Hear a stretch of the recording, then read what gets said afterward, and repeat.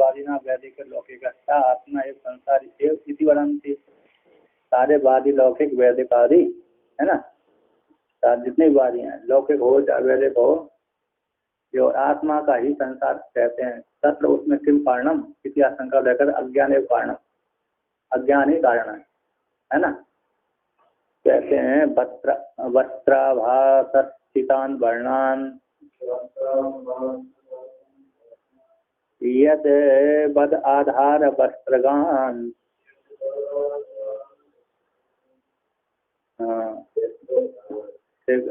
वदन्त्याज्ञः तथा जीव संसारं चिदगतं विदुः।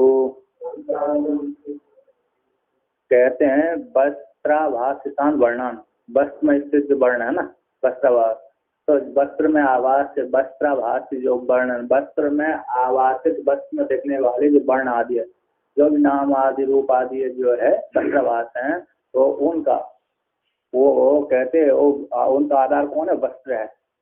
वस्त्र के भीतर वस्त्र आदि है, वस्त्र के भीतर भी वस्त्र लिखा और उनका भी नाम लिखा है। ऐसे बस उन सारे वस्त्राभास में वस्त्राभास से स्थित वर्णों को यद जिस प्रकार से वस्त्र आधान है, जैसे उनका सबका आधार कौन है? वस्त्र है ना। कौन है आधार? वस्त्रगान। तो उस सारे उन वस्त्रभास वाले वर्णों को सबके उन सारे उनके आधार को वस्त्र को लोग वाक कहते हैं कि सारे वस्त्रों का आधार, वस्त्रभास वालों का आधार कौन है? वस्त्र है। इस प्रकार से कहते हैं। तथा उसी प्रकार से बदलती वो कहते लोग, तथा उसी प्रकार से कहते हैं जीव संसारम चिदगतम विदु। उसी प्रकार से जीव संसार को, जीव के संसार को चिद का संसार मानते हैं, है ना। जीव के संसार को, चिद में गया हुआ संसार को विदुयन कहते हैं, है ना। जीव का जो संसार है, हाँ, पहनते आदि हैं, पेंटिंग आदि है।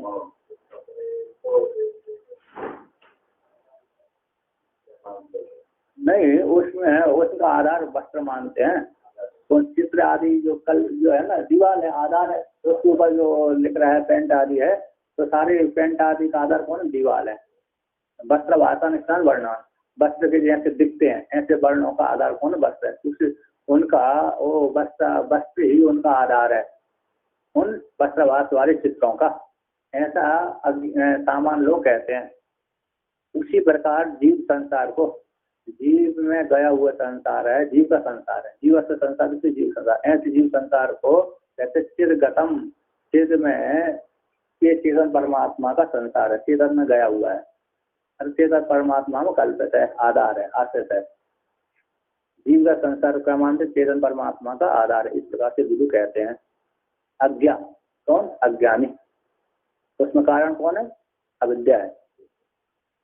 कहते हैं गिरि नद्यादीनाम तु चिदाभास कल्पना भावम दृष्टांत पुरस्सरम। गिरि है, नद्यादि है, गिरि नगर आदि, गिरि नदी आदि तो चिदाभास कल्पना के भाव को, चिदाभास के गिरि नगर आदि तो है ना, जैसे गिरि नगर आदि चेतन परमात्मा की है, जीव की कल्पना नहीं हो सकती, है ना। गिरि नगर आदि कल्पना किसमें? चेतन परमात्मा में। और जीव की कल्पना अलग होती है, मनोराज्य वाली आदि जीव की है, किंतु जो गिरि नगर आदि कल्पना चेतन परमात्मा की, जीव की अलग है और चेतन परमात्मा की अलग है ना। नगर आदि चेतन, क्योंकि नगर आदि तो जैसे जीव ने तो यार कपड़े आदि में रंग कर सकता है, किंतु बड़े आदि पृथ्वी आदि का निर्माण जीव कैसे कर सकता है? वो चेतन परमात्मा की कल्पना है। तो कहते हैं यहाँ पर चित्र पर्वतादीनाम वस्त्राभासो न लिख्यते मृत्तिकादीनाम चिदाभासस्तथा नहीं। कहते हैं चित्रस्थ पर्वतादीनाम वस्त्राभासो न लिख्यते न। यहाँ पर कहते हैं चित्रस्थ पर्वत, चित्र में स्थित पर्वत आदि है ना, दीवाल में रखे हुए, दीवाल में पेंटिंग, दीवाल में रखी दीवाल में रचित जो श्रीनगर आदि दिख रहे हैं, चित्रस्थ पर्वत आदि दीवाल में है ना, पर्दे में, कौन में, इस दीवाल में चित्रित जो पर्वत नगर आदि के चिन्ह बने हुए हैं, क्या बने हैं, आकृति बनी हुई है, उन आकृतियों को वस्त्रावास कोई नहीं कहता। अर्थात तो दीवार में है तो कपड़े में नहीं है वो, तो कपड़े में ये इसको है ना, दीवार में रखी हुई फोटो आदि को, चित्र आदि को, चित्रपट आदि को ये वस्त्र में कल्पित है, वस्त्रावास है, ऐसा कोई व्यक्ति नहीं कहता। वस्त्र में कल्पित, वस्त्र में रंगा हुआ वस्त्र को वस्त्रवास क्या देते हैं। वस्त्र में रखे हुए रंग बिरंगी जो साड़ी आदि होती हैं उनको कहते हैं, उसमें जो दिख रही रंग बिरंगी दिख रही है वो उसमें वस्त्रवास हो गया उसमें। किंतु दीवार में जिस चित्रपट में अरे अलग है, श्रीनगर आदि के फोटो,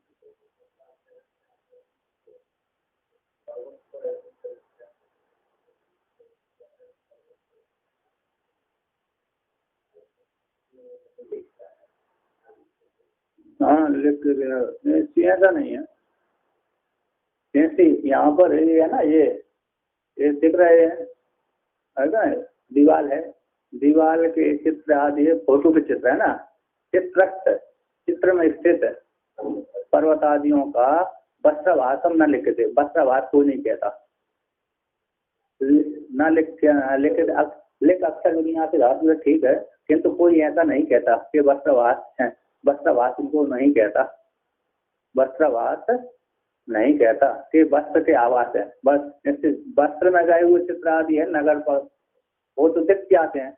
वस्त्र में चाहे नदी का चित्र बना दो, चाहे अरे पर्वत का चित्र बना दो, चाहे किसी का चित्र बना दो, तो उसको तो वस्त्रवास कह देते हैं। किंतु फोटो में गया हुआ चित्र, गिरिनगर आदि का फोटो है ना, वो गया हुआ उस फोटो में गए चित्र को वस्त्रवास नहीं कहते। वो तो हाँ उसको एक ही में पर्दे में बना है तो वस्त्रवास बोले, तो पर्दे के ऊपर है वो, तो मतलब वस्त्र के ऊपर है। किंतु जो दीवार स्वतंत्र दीवार में बना हुआ चित्रपट है उसको हम नहीं कह सकते, है ना। उसी का कहते सृष्टि स्थिति सृष्टि मृतिकादि नाम चिदाभास तथा नहीं, कहते सृष्टि में स्थित है, जगत में है परमात्मा, ठीक है उसी को देखो अमूल में देख लीजिए पहले, सृष्टि मृतिकादि नाम, सृष्टि में स्थित जो मृतिका आदि है, मृतिका आदि है बड़े बड़े पहाड़ पर्वत आदि है, ये चिदाभास तथा नहीं, उसी प्रकार चिदाभास के नहीं है, आकाश किसके है, परमात्मा के ही है, मूल है। तो यहाँ पर ये कहते हैं प्रयोजन का अभाव होने से उसमें कोई प्रयोजन नहीं, यहाँ पर कहते हैं चित्र से ननु भवतु, है ना, ननु भवतु हो, अज्ञानी कारण हो, है ना, एवं प्रकार से अथापि भी उक्त चिदावासुपरि जीव ही किम मृत पाषाणादि जड़ों के, है ना, यहाँ पर चिदावासु जीव ही क्या मृत पाषाण आदि जड़ों के हैं अथवा नहीं है। यहाँ पर कहते हैं चिदावासु जीवा भी के जो चिदावासु जीवा है किम क्या मृत पाषाण आदि जड़ों के होते हैं अथवा नहीं होते। चिदावासु जीव हैं, अज्ञान तो है ठीक है, किंतु जो फिर भी कहते हैं इति उत्तम चिदावासु जीव है क्या मृत है पाषाण आदि जड़ा वस्तुओं का संति अथवा न, चिदावासु जीव मृत पाषाण आदि के होते हैं अथवा नहीं होते, है ना। चिदावासु जीव हैं वे है जीव क्या मृत पाषाण आदि जड़ वस्तु के होते हैं अथवा नहीं, ऐसी शंका को प्राप्त हो जाने पर निर्दर्शन कहते सम्यति चित्रस्थ, है ना, चित्र में स्थित पर्वत आदि ना उसी के हो, है ना, वो वस्त्रवास तो नहीं कहते हैं, वो चित्र के ही होते हैं। उसी प्रकार यहाँ पर चिदावासु मृत पाषाण आदि जड़ों के नहीं होते। तो यहाँ पर कहते न चा एवं तरही चित्रस्थ वृक्षादि नाम, चित्र में स्थित वृक्षादि नाम वस्त्रवास था, ऐसे क्योंकि तरी तब तो चित्र में स्थित जो वृक्षादि नाम उन वृक्षादियों को वस्त्रवास नहीं होते। लेखन से है ना, हियन क्योंकि तरही तो चित्रस्थ वृक्षवादियों का वस्तवास नहीं है लेखन होने से। अगले चैप्टर में तेसा उनका मृतिका आदि के समान निर्जीवत्व होने से उनका कैसे है कैसे है तेसा उनका किनका है वृक्षादियों का। यहाँ पर कहते हैं एवं न च एवं तरी तब तो चित्रस्थ वृक्षादियों को वस्तवास नहीं कहते क्यों लेखन होने से है ना। लेखा अक्षर विन्यास से कल्पित हो तेसा उनका कौन का चित्रस्थ वृक्षादियों का मृतिका के समान निर्जीवत्व आपत्ति नहीं। यहाँ पर कहते तेसा उनका मृतिका के समान निर्जीवत्व आपत्ति प्राप्ति हो जाएगी।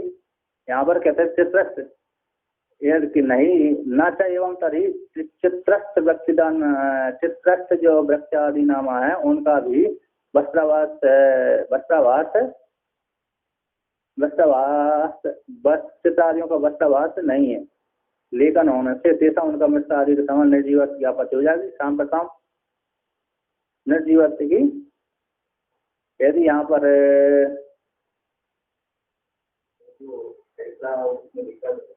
नहीं यहाँ पर कहते हैं न चाहे एवं करी कहते हैं यहाँ पर चित्रस्थ वृक्षादियों का वस्त्रावास नहीं है।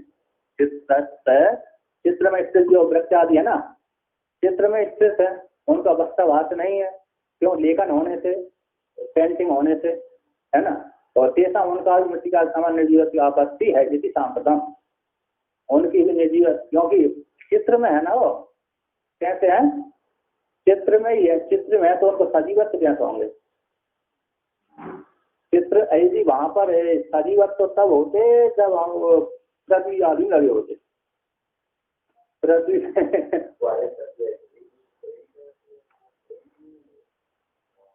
जो मृत्यु को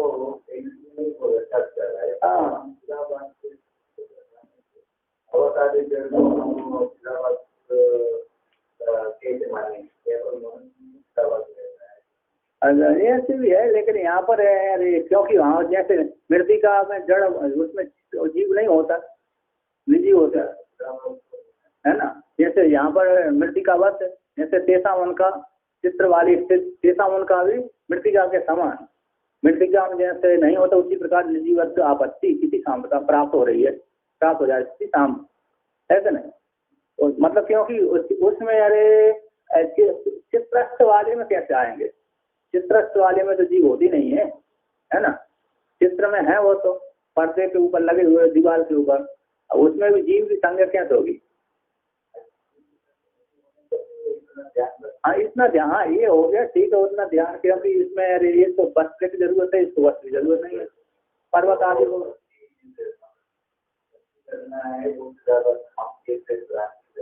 हाँ तो पर्वत आदि को जैसे पर्वत आदि के ऊपर भी तो पर्वत आदि के ऊपर पर्दे डाल देते हैं तो डाल भी सकता है पर्दा तो पेंटिंग की कल्पना है।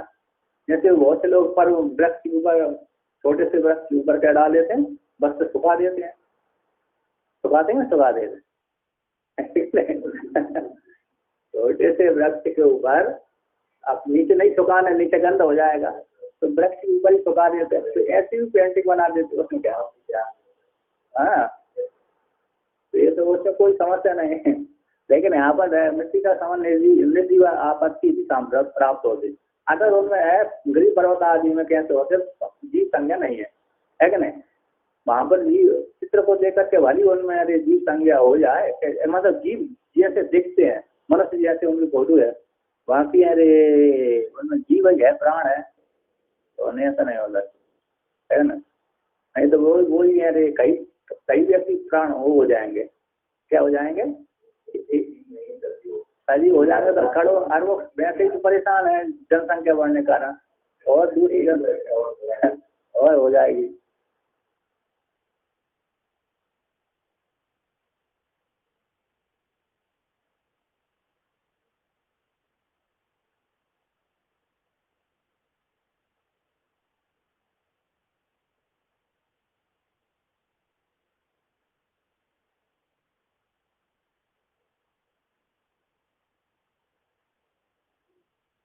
जहाँ पर शास्त्र आदि के द्वारा सजीवत्व न सिद्ध्यति यत्र जहाँ पर शास्त्र आदियों का सजीवत्व न सिद्धि तावन मात्र का ही मृतिका आदियों का इति इत्यादि पद है ना। बोल यहाँ पर शास्त्र आदियों के द्वारा सजीवत्व की सिद्धि नहीं होती, तावन मात्र का ही तावन उतने मात्र का ही मृतिका आदियों को दृष्टांत दिया है ना। मृतिका इति एव सत्यम है कि नहीं। वहाँ पर कहते इत्यादि आदि पद से विवक्षित होने से वृक्ष आदियों का तो सजीवत्व, किंतु वृक्ष आदियों का तो वृक्ष आदि का सजीवत्व वृक्ष है ना, वृक्ष सजीव, किंतु वृक्ष आदियों का तो सजीवत्व का सजीव है। पृथ्वी पर तो कैसे है, पृथ्वी पर तो सजीवत्व है, किंतु अरे पर्दे आदि पर तो सजीवत्व नहीं होता। कहते तस्मात् जिग्रंथि पादव, तस्मात् जिग्रंथि पादव है ना वृक्ष, ऐसा वृक्ष। चित्र में स्थित पर्वत आदियों के लिए वस्त्राभास से कल्पित वस्त्र नहीं बनाए जाते। चित्र में स्थित जो पर्वत आदियों के लिए कल्पित वस्त्र नहीं बनाए जाते, उसी प्रकार सृष्टि के अंतर्गत मिट्टी आदि के लिए चिदाभास की कल्पना नहीं होती। अर्थात सृष्टि में स्थित जो मृतिका आदि है उनको कोई चिदाभास नहीं कहता, जीवात्मा आदि नहीं कहते। जैसे चित्र में स्थित पर्वत आदियों के लिए वस्त्राभास नहीं कहता, उसी प्रकार सृष्टि में स्थित मृतिका आदियों को कोई भी चेतन जीवात्मा नहीं कहता।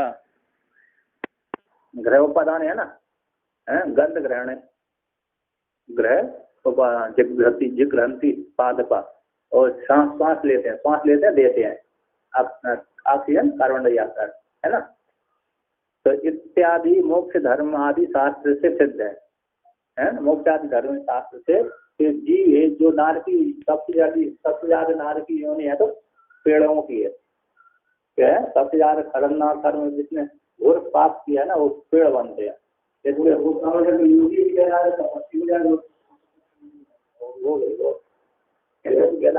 मुक्त हो जाए।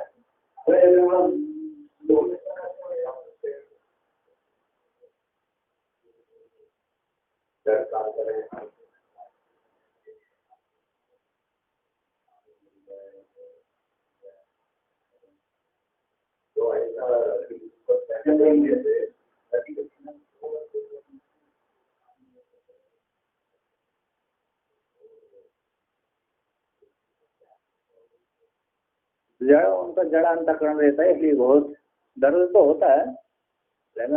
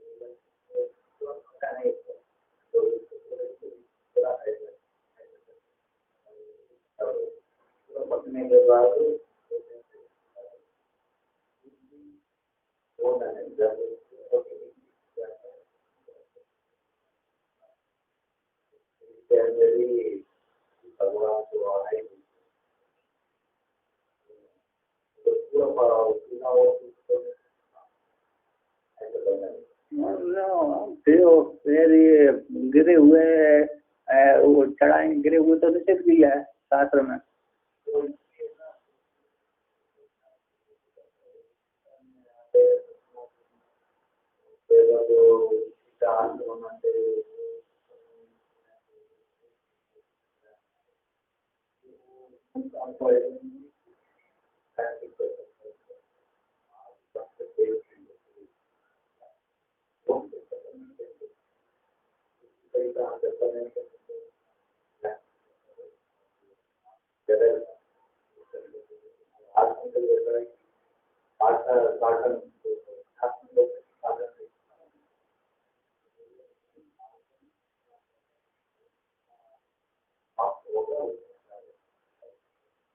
बहुत अंतर होता है प्रैक्टिकल अनुभव से जो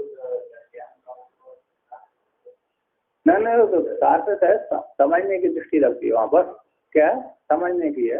अब हमने कितना समझा सार्थक से, सार्थक तो आपने तात्पर्य निकालना पड़ती है वहाँ पर हमें के साथ में, ना ज़्यादा ऊंची चीज ना ज़्यादा नीची, मध्यम की बोले उसने साथ में, कहीं ऐसी खाट के ऊपर लगा ली किनारे में बैठ गए तो नींद आगे जैसे टड़क जाए, ना ज़्यादा ऊंची हो ना ज़्यादा नीची हो, जमीन पर हो, ज़्यादा ऊंची हो नीची नहीं होनी चाहिए, जहाँ गिरने नींद पे नींद भी आ गई तो गिरने पर तो कोई छोड़ नहीं आए, यानी खाट तलक लगाते हैं ना आसन, जब भी कहीं नींद होता है झड़क जाता है, तो ऐसा नहीं जमीन पर लगाया अच्छा, और वो भी कच्ची मिट्टी पे, पत्थर आदि पे नहीं, पत्थर आदि पे हो सकता है स्वाभाविक पत्थर वाले पे, किंतु जो लिखी हुई मिट्टी आदि उसका स्थान होता है वहां से ज्यादा एनर्जी प्राप्त होती है।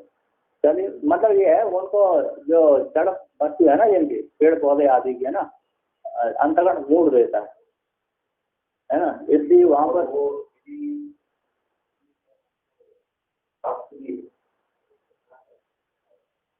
और क्यों नहीं तो सारे पर ये अनाज आदि सारे चौपट हो जाएंगे, सारे फूल व्यर्थ चले जाएंगे ना, जिस फूल जिसको हमने भगवान के लिए लगाया है ना तो व्यर्थ चले जाएंगे, यदि नीचे और नीचे के निषेध किया शास्त्र, जो गिरा हुआ नहीं चढ़ाना भगवान के ऊपर, ताजे ताजे चढ़ाना तोड़ना, ताजे ताजे तोड़ेंगे तो गया वो नहीं।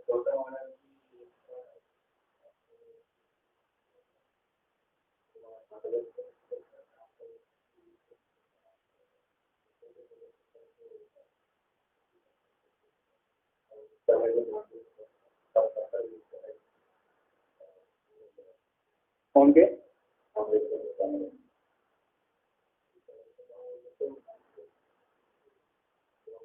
हाँ वो तो हवा अच्छा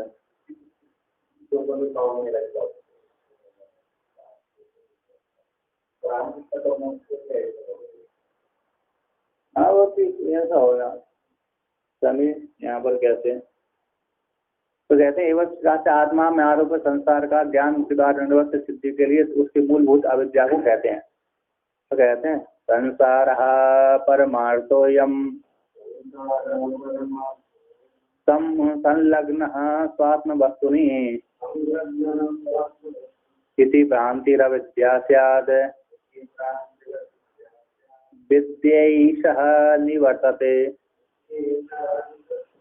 अयम संसार परमार्थो, ये जो संसार है परमार्थ सत्य है, परमार्थ सत्य है ऐसा लोग कहते हैं।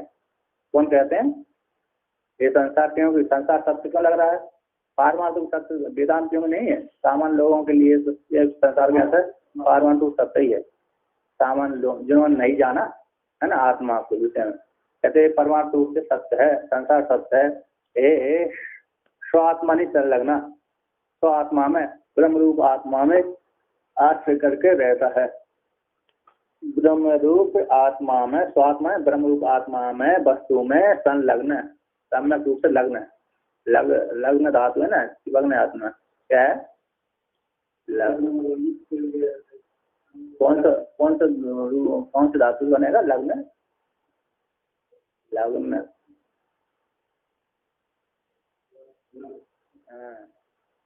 संलग्ना है। लघुन क्यों नहीं आया? आया है और लघुन कई बार रूप बना होगा है।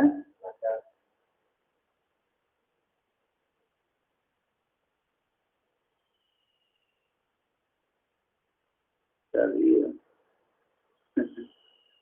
धातु मेरे को याद नहीं आ रही कौन सी धातु है।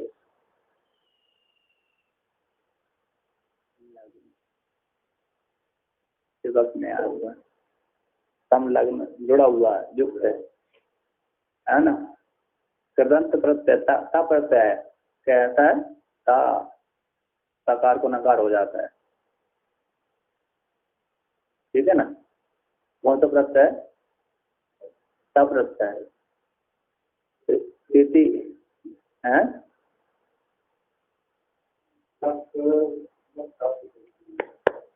ना है? लग धातु तप्रत्यय है तो लग्न बन गया।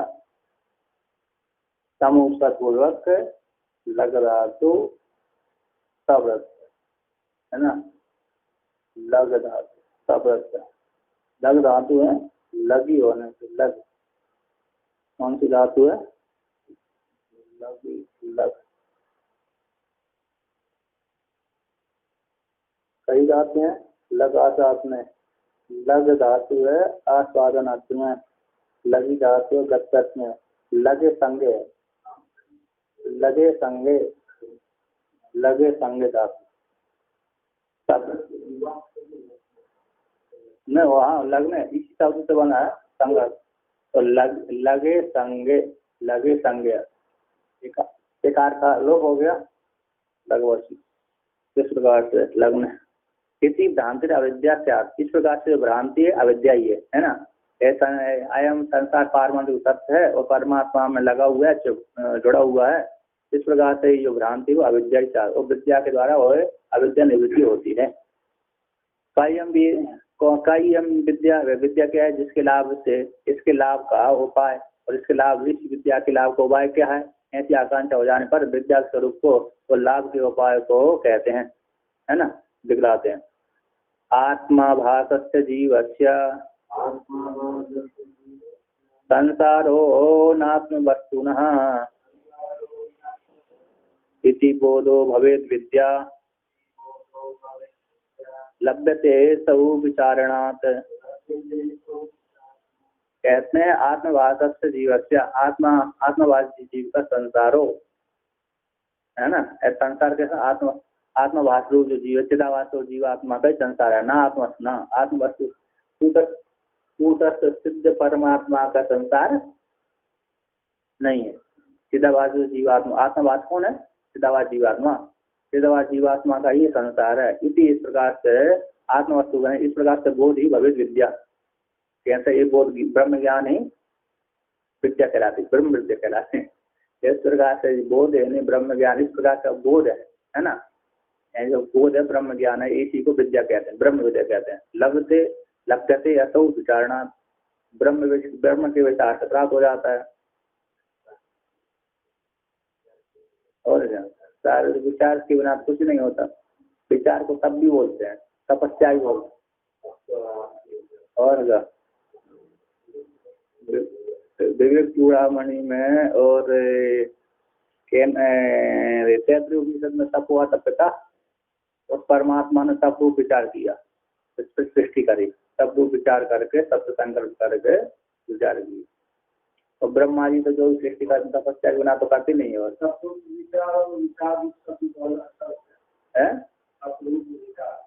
तपस्या रूप विचार से ब्रह्म ज्ञान तो है उनको। ब्रह्मा जी याद क्या विचार रूप तपित है। विचार हमने विचार कर लिया, भूसे प्रभु ने हमने ऐसे कुलाल विचार रूप तपस्या करी, उसने कौन है? तप रूप विचार ही तो है। मतलब इस प्रकार से हम लोगों को तपस्या करना पड़ती है। हम विचार को तपस्या करते हैं हम लोग, हमको तो क्या, क्योंकि हमारा सामर्थ्य नहीं है। अब वहाँ पर तो योगियों में सामर्थ्य, पहले तपस्या कर ले, फिर तप रूप विचार करके जो बोलते हैं वो हो जाता है। जो संकल्प करते हैं, संकल्प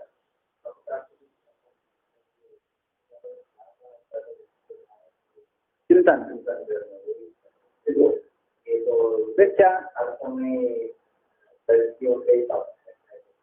हाँ वही भी हो।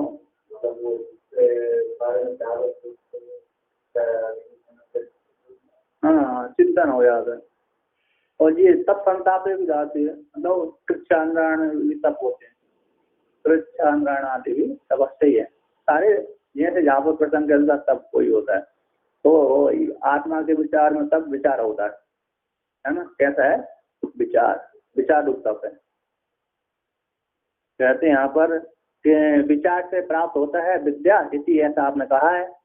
किसके विचार से विद्या, ब्रह्म विद्या की प्राप्ति होती है? ऐसी आशंका को लेकर कहते हैं सदा सदा विचारे तस्मात् जगत जीव परात्मना जीव भाव जगत भाव बाधे स्वात्मैव शिष्यते कहते सदा विचार करना चाहिए, सदा विचारित, सदा विचार करते रहना चाहिए। तस्मा इसी रूप से क्यों करना चाहिए, किसका विचार करना चाहिए, जीव जगत परमात्मा का, जीव का, जगत का और परमात्मा तीनों का सदा ही विचार करना चाहिए। क्यों, इसी क्योंकि इनके विचार करने से ब्रह्म विद्या की प्राप्त हो जाती है और अविद्या की निवृत्ति हो जाती है। इसके विचार से हो जाती है अविद्या की निवृत्ति और आत्म स्वरूप की प्राप्ति हो जाती है। इसलिए जीव भाव जगत भाव बाद हो जाने पर आत्मा ही शेष रहती है। इसी हेतु से इसको विचार कर रहना चाहिए। जीव भाव और जगत भाव ये दोनों का क्या हो जाता है, बाद हो जाते हैं, निवृत्ति हो जाती है। हाँ, मतलब मोक्ष को उत्पन्न, जैसे स्वर्ग उत्पन्न होता है तो मोक्ष को उत्पन्न मानेंगे तो कृतक हो जाएगा, कृतक हो गया, जो कृतक मोक्ष होता है तो विनाश हो जाएगा। तो मोक्ष अपना स्वरूप, मैं अपने स्वरूप को जानूं तो उत्पन्न थोड़ी होता, मैं पहले से विद्यमान हूँ। आविर्भाव महत्व, ऐसे इन्होंने क्या किया, घट को कैसा माना, आविर्भाव, पहले से विद्यमान था घट मृतिका में, आविर्भाव मात्र कर दिया है ना, व्यक्त कर दिया। उसी प्रकार हमारा स्वरूप ढक गया था अविद्या द्वारा, अविद्या हट गई तो स्वरूप अभिव्यक्त हो गया। आत्मा ही शिष्य थे। कहते हैं यहाँ पर ननु परमात्मा विचार्यताम, कहते ननु परमात्मा विचार्यताम, है ना, मोक्ष अवस्थायाम फल रूपेण अवस्थानात, ननु परमात्मा विचार परमात्मा के विचार होना से परमात्मा को विचार करना चाहिए, है ना। परमात्मा विचार्यता, मोक्ष अवस्था में फल रूप से ही क्या हो, परमात्मा की प्राप्ति होती है। मोक्ष अवस्था में विचार करने से परमात्मा की फल रूप से प्राप्ति होने से, फल रूप से अवस्थान होने से, और जीव जगत का विचार कहाँ पर युज्यते, कहते हैं ना, फल रूप से कौन है उसको, तो परमात्मा से ऊपर हो जाता है। यहाँ पर क्या कहते हैं, परमात्मा विचार्यता, मोक्ष अवस्था में फल रूप से और परमात्मा की प्राप्ति होने से, फल रूप से अवस्थान होने से, और परमात्मा मोक्ष अवस्था में विचार का फल है परमात्मा की प्राप्ति होती है। तो जीव और जगत का विचार कहाँ पर उपयुक्त थे, है ना, उसका कहाँ लगे। यहाँ पर जीव जगत का विचार को उत्पन्न कर लिया तो परमात्मा को फल की प्राप्ति हो गई, अभिव्यक्ति हो गई। अब इनका उपयोग कहाँ पर होगा, ऐसी आशंका को लेकर कहते हैं तय दोनों को अपवाद के द्वारा परमात्मा, दोनों का अपवाद से परमात्मा अवशेष रूप से उपयुक्त थे। इनका बात कर दिया जाए तो परमात्मा का प्राप्ति हो जाती है ना।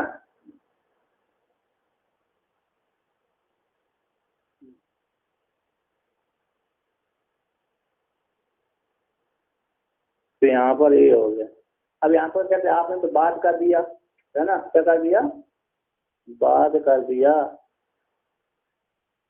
डेली तो है, क्या कर दिया, ननु विचार से जीव जगत भाव, ननु विचार से जीव और जीव भाव जगत भाव दोनों के भाव का बाद हो जाने का स्वात्मा शिष्य से, स्वात्मा कैसी रहती है, शेष रहती है। ऐसा आपने उक्त विचार के द्वारा जीव और जगत दोनों का ही बाद का है, बाद है ना, बाद हो जाता है। इति तत् कहते तत् अप्रतीति व्यवहार लोका प्रसज्जता, यदि जीव और जगत दोनों का ही बाद हो जाएगा तो उसकी, है ना, जीव और जगत की बात हो गए तो बाद हो जाने पर तद उनकी स्वीकृति न होने से, जीव और जगत की स्वीकृति न होने से व्यवहार लोक की प्राप्ति हो जाएगी।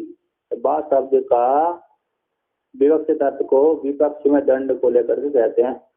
यदि पूर्व पक्षी कह रहा है, यदि आप जीव बाद मानते हैं, बाद नाश, सीधा का सीधा नाश हो गया, क्या हो गया, सीधा का सीधा नाश हो गया, है ना। यहाँ पर कोई यही नहीं, हमारे कमरे में आया था कोई, हमने कहा यहाँ से जाओ तो जाओ, तो अरे चला गया, अब चला गया तो यहाँ पर कोई यही नहीं है, यही नहीं है, तो हम किससे कार्य लें, हैं, किससे कार्य लें। यहाँ पर कहते हैं आपने तो जीव और जगत का बात कर दिया, और जब जीव और जगत को बात कर दिया तो जीव जगत को बात हो जाने से व्यवहार ही प्राप्त नहीं होगा, फिर जीवन मुक्ति का आनंद भी नहीं होगी। क्या होगी, जीवन मुक्ति का आनंद भी प्राप्त नहीं होगा।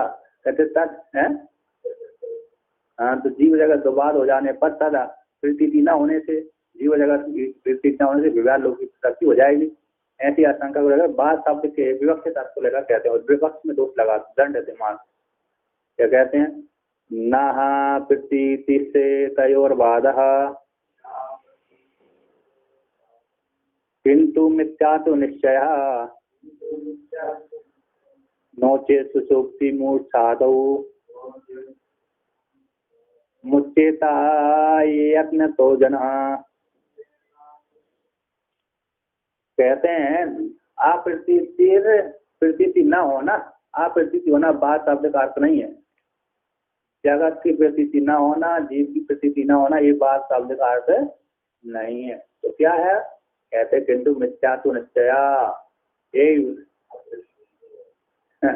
अदृश्य दुनिया नहीं होगी। ऐसी है दुनिया वैसी होने रहेगी, है क्या नहीं? दुनिया जैसी है वैसी रहेगी।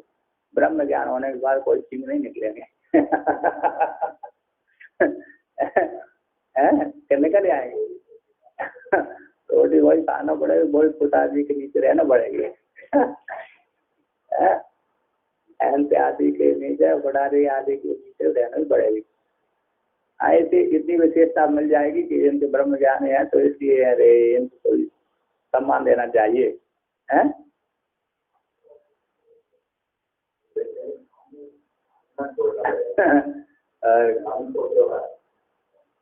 लेकिन उससे ब्रह्म ज्ञानी के ऊपर टक्करवादी आ गया तो वो भी समस्या हो जाएगी, है क्या नहीं? तो वो भी होना ही। तो यहाँ पर कहते हैं प्रतीति न होना, ये दोनों का बात शब्द का अर्थ नहीं है। जीव और जगत की प्रतीति न होना है ही नहीं है। जैसे बंध्या का पुत्र है ना, बंध्या का पुत्र की प्रतीति नहीं होती, बंध्या के पुत्र की प्रतीति होती है, नहीं होती। ऐसा बात शब्द का अर्थ नहीं है। किंतु मिथ्यात्म निश्चय, है ना? जैसे मृग मछलिया में जल दिखता है, मिथ्यात्म निश्चय हो गया आपको, तो उसमें प्रवृत्ति नहीं होती, राग द्वेष उसमें नहीं होते। बीच बीच में मृग मछलिया दिखती रहती गर्मी के समय में, रात को समय नष्ट हो जाती है, सूर्य जैसे ढल गया होती मृग मछलिया वो अदृश्य हो गई, फिर दूसरे दिन फरा जाती मृग मछलिया, दोपहर आते नहीं आते। तो मिथ्यात है नहीं देगा केवल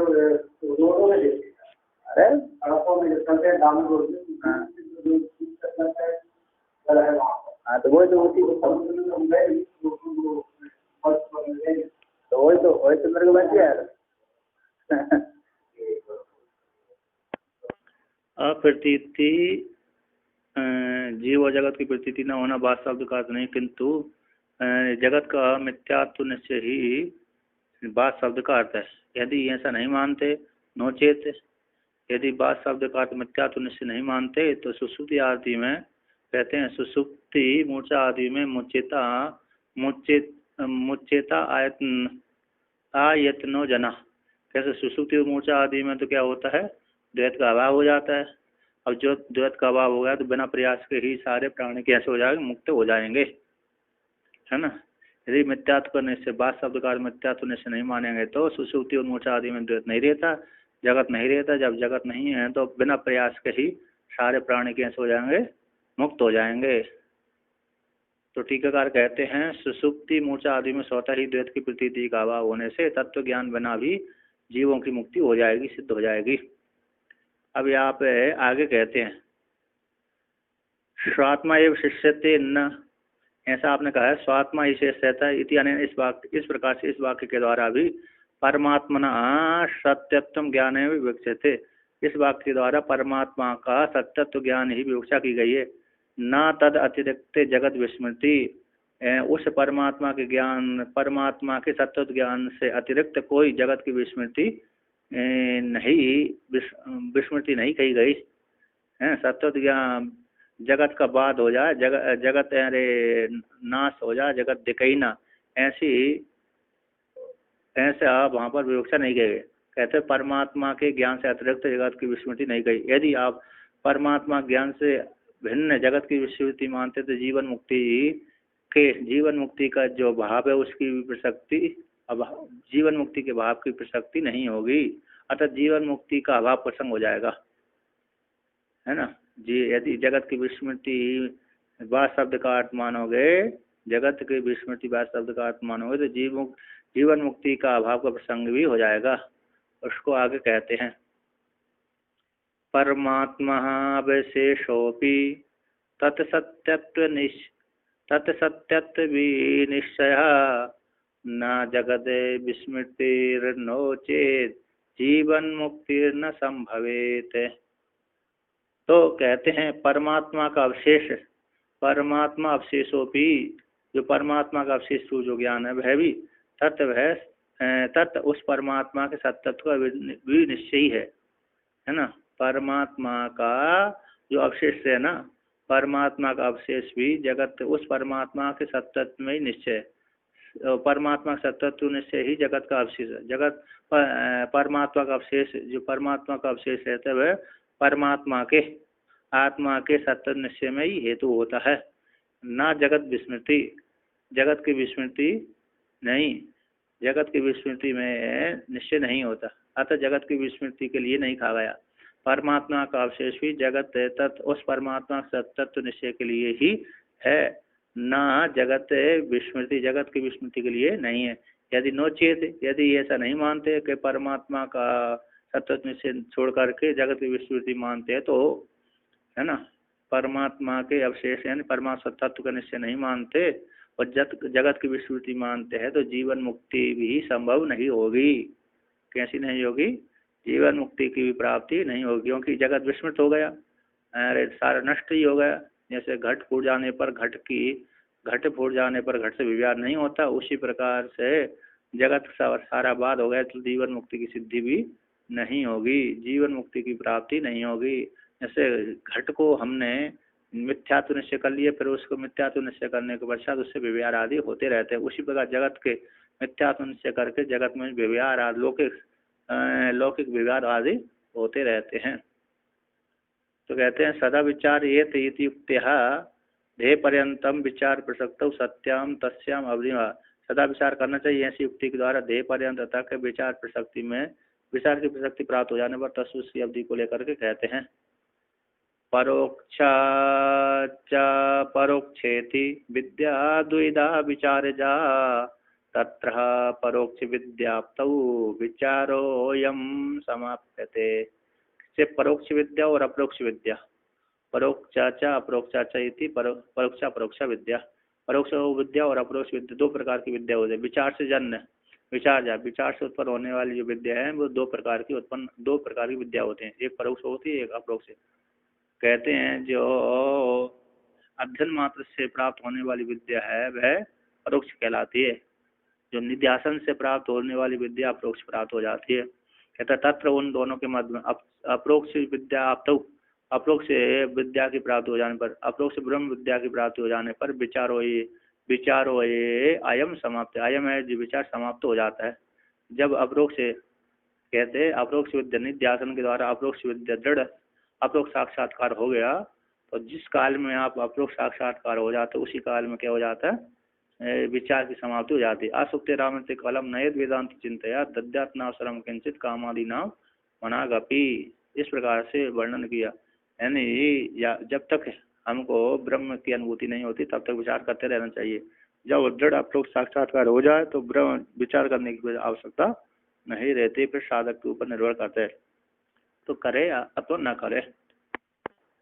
तो ईश्वराचार्य भगवान का वार्तक है कल्पित वस्तु के विषय में। कहते हैं अधिष्ठान अवशेषो ही नास्य कल्पित वस्तुना। अधिष्ठानावशेषो ही नास्य कल्पित वस्तुना। अधिष्ठान का अवशेष ही नाश है, अधिष्ठान का अवशेष ही नाश है कल्पित वस्तु का। कल्पित वस्तु है, उस कल्पित वस्तु का नाश कैसे? अधिष्ठान का अवशेष है। अधिष्ठान का अवशेष ज्ञान ही कल्पित वस्तु का नाश कहलाता है। इस प्रकार से वर्णन किया।